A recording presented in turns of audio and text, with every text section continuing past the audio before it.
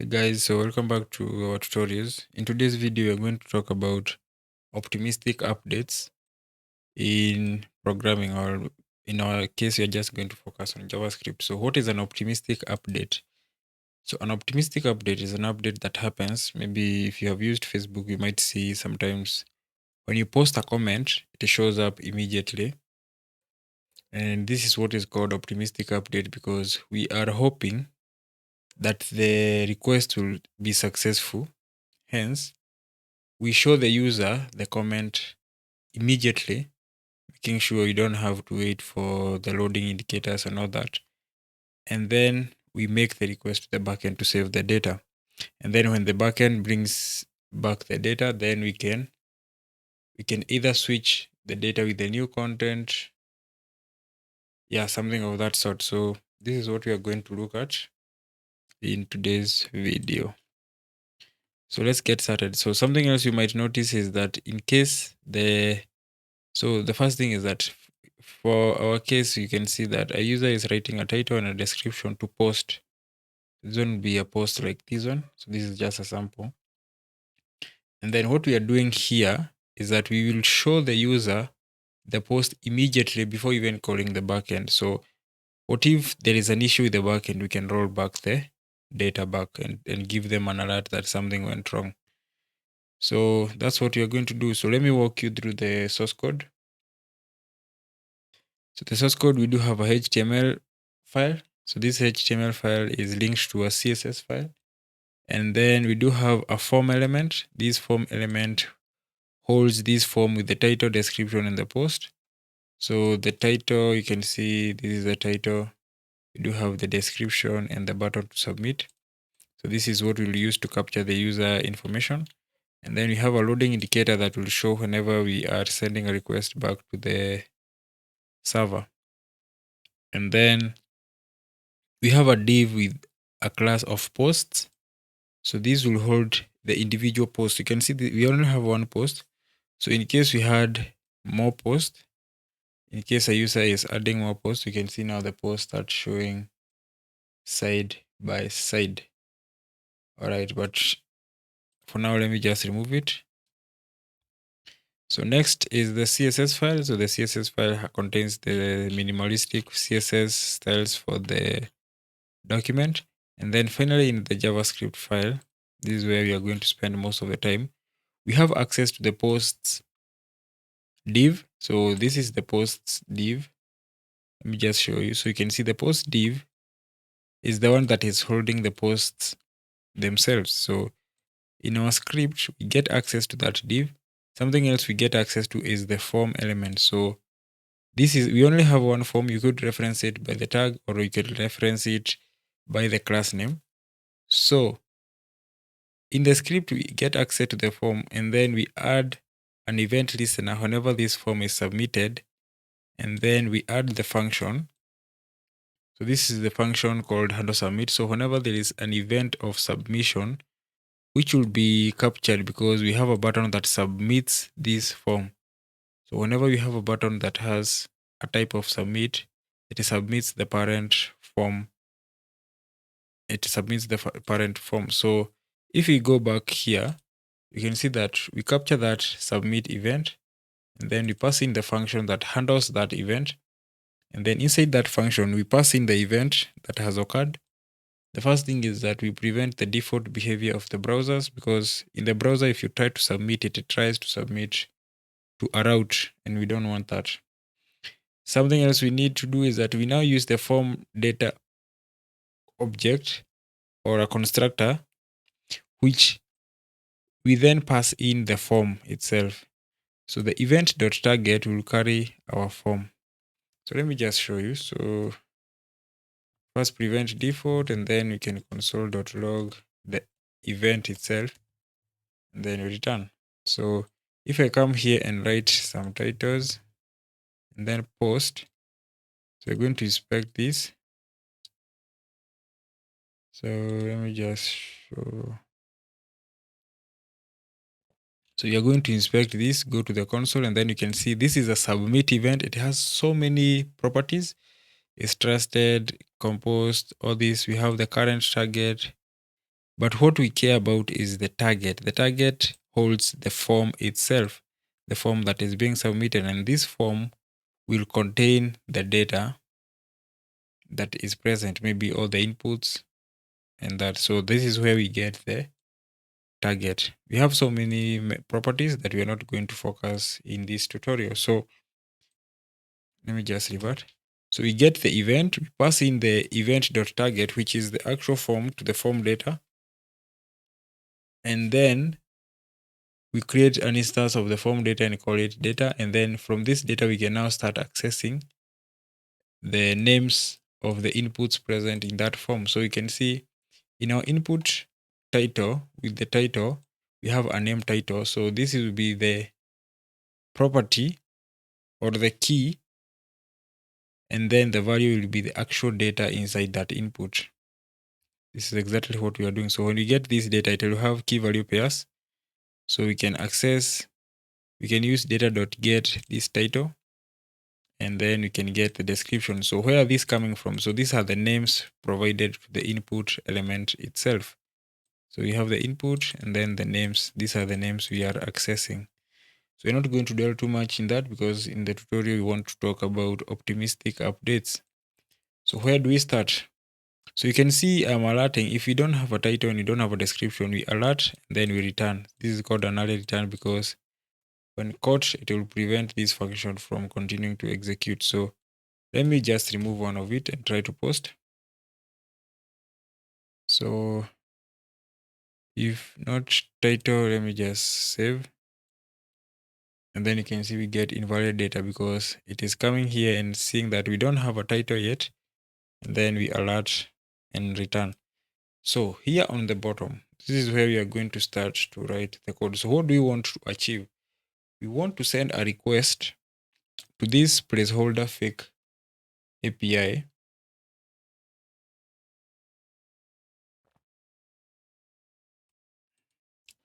So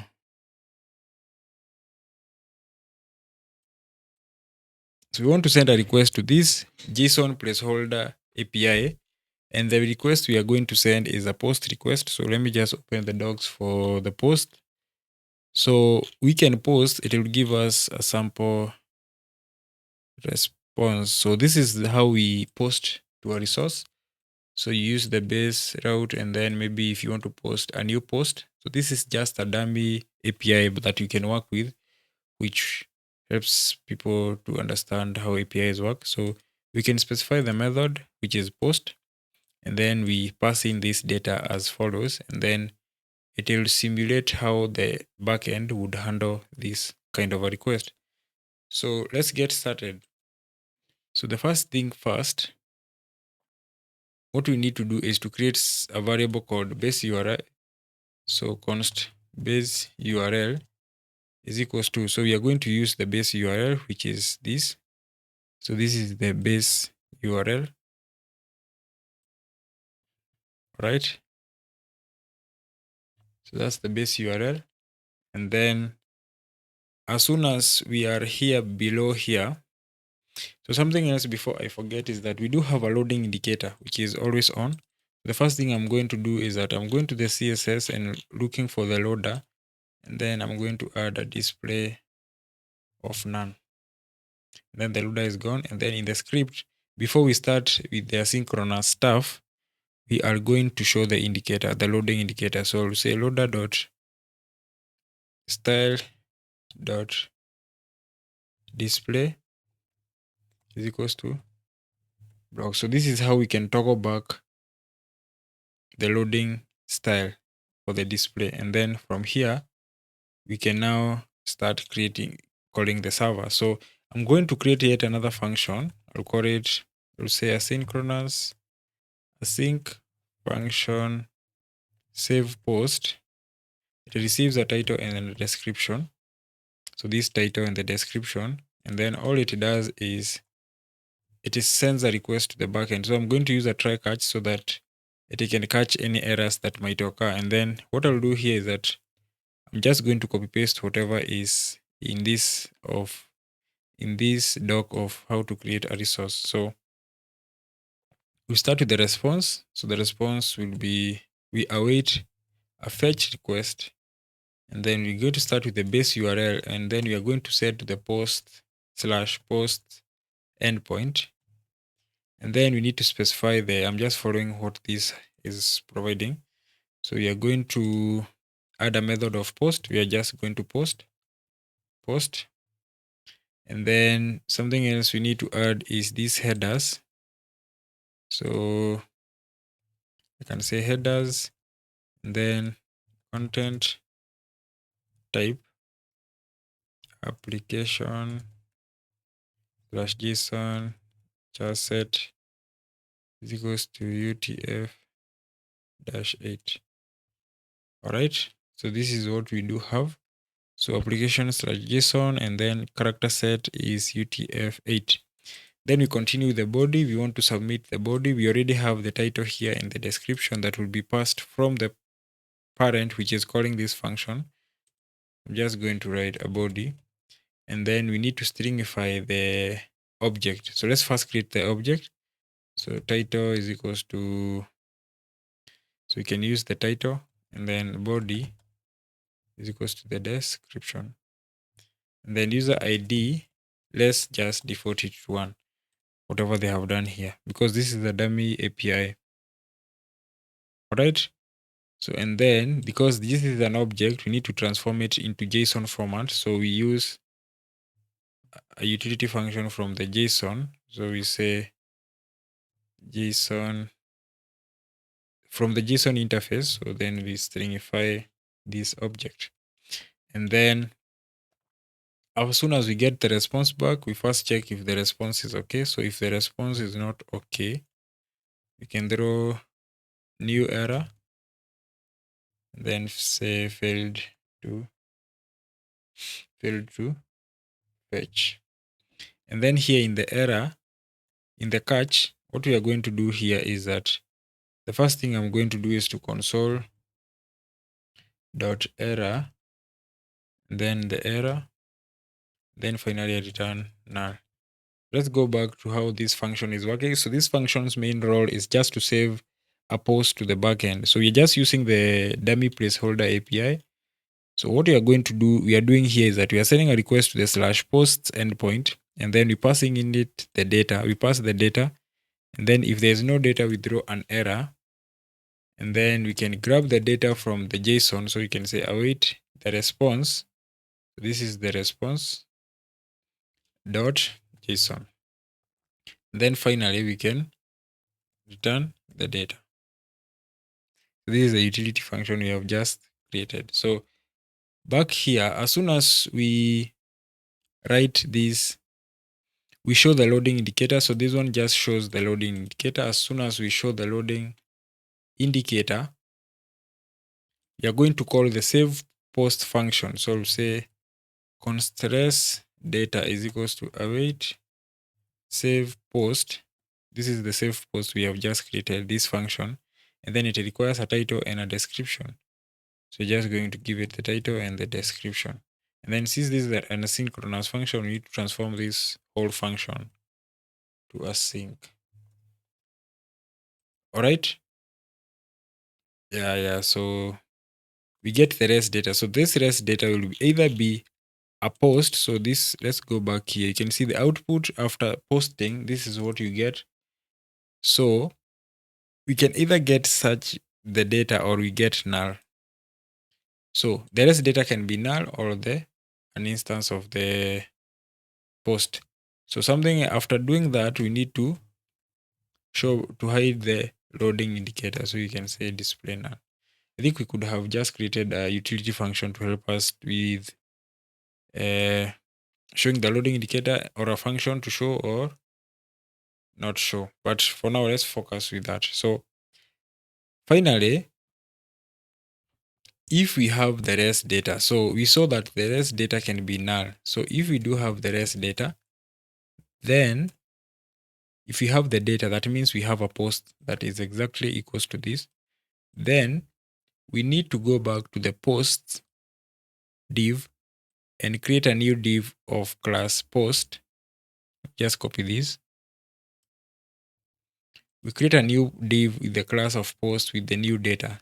So what I need to do is that I'm going to create the new post, which will be equal to, I'm going to use a template retro here because this is a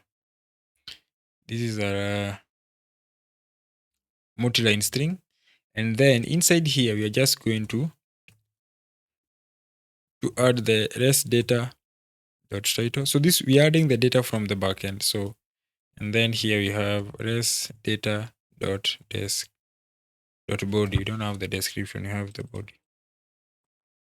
And then, so as soon as we get the new post, then because we don't want to delete the existing posts. So in case we have existing posts, we don't want to delete them. So we are going to first get the data present in the post, inside the post div. So how we do that is we can say const new HTML is equals to new post, the post we have just created, and then we add posts.inner HTML. So we have the post, we got access to the post div, and then this is the posts div. And then inside this post div, we first get the inner content that is here, the inner HTML that is there, and then we add it after we add the post so that this post can show in front. And then finally, we can now append the new data or write the new data to the post. Then that one is equals to new HTML. All right.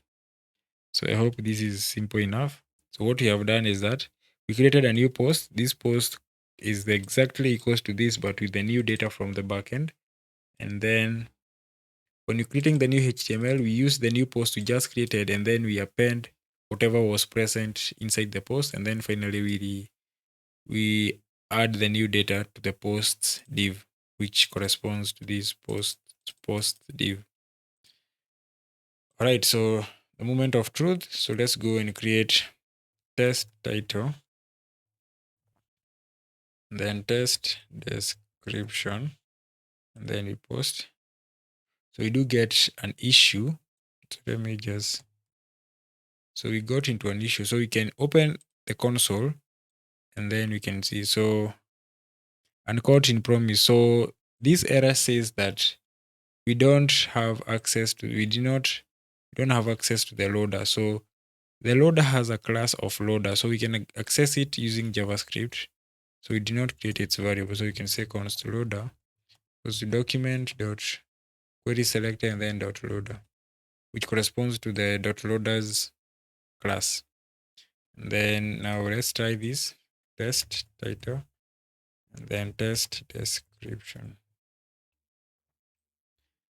You see it is posting, and then we get the new data. So let me just make my VS Code small. If I post again, it gets to the backend and then it posts the new data. So something I can do now is that I can remove the existing post. And then now we can say test title, then test description.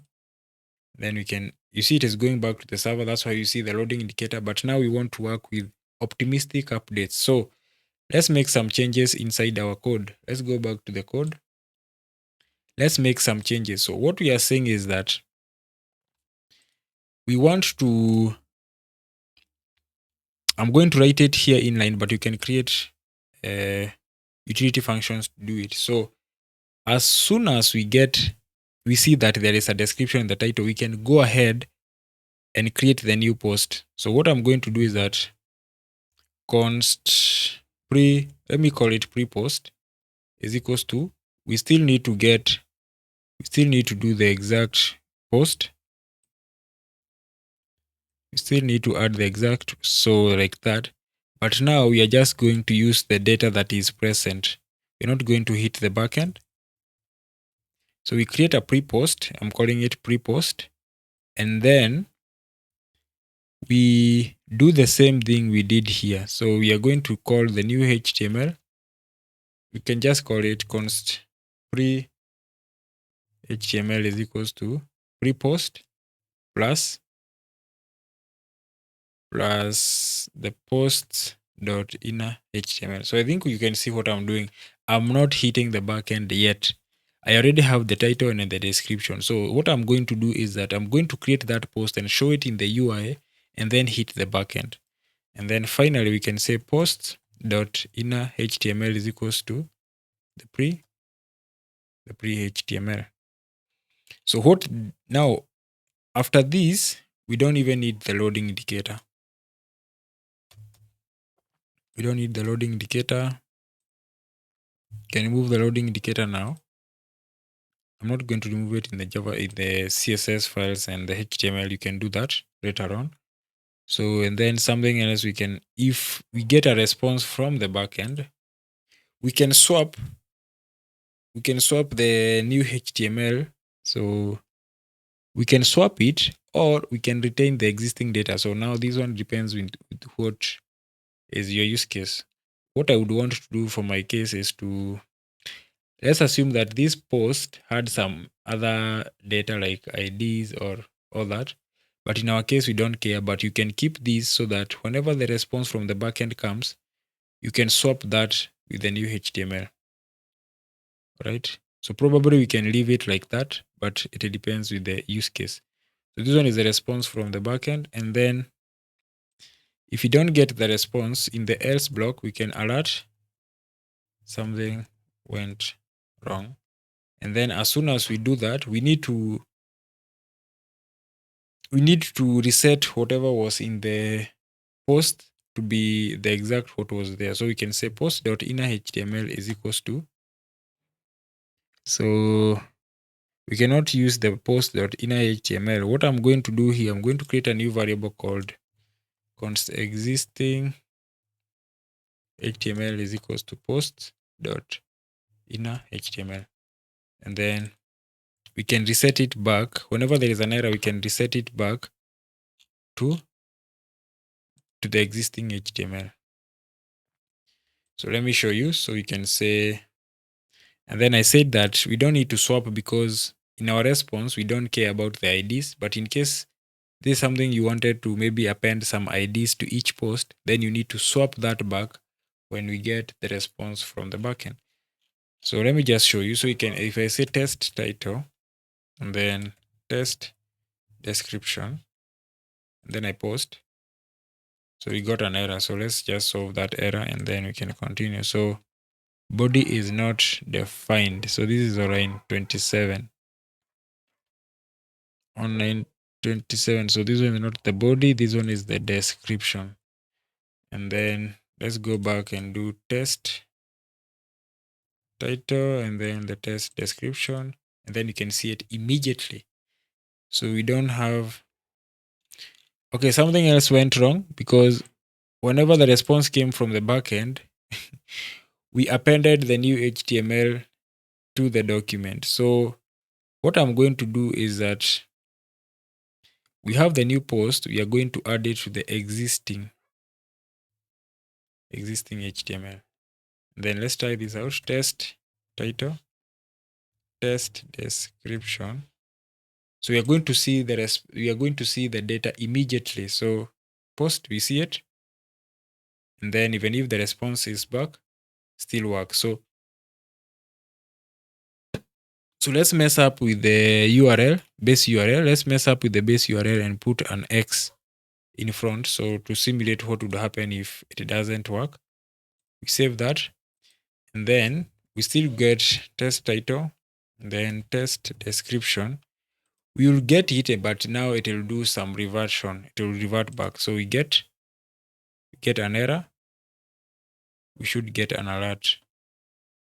Okay, we get an alert that something went wrong and the post is reverted back. So that's it, guys.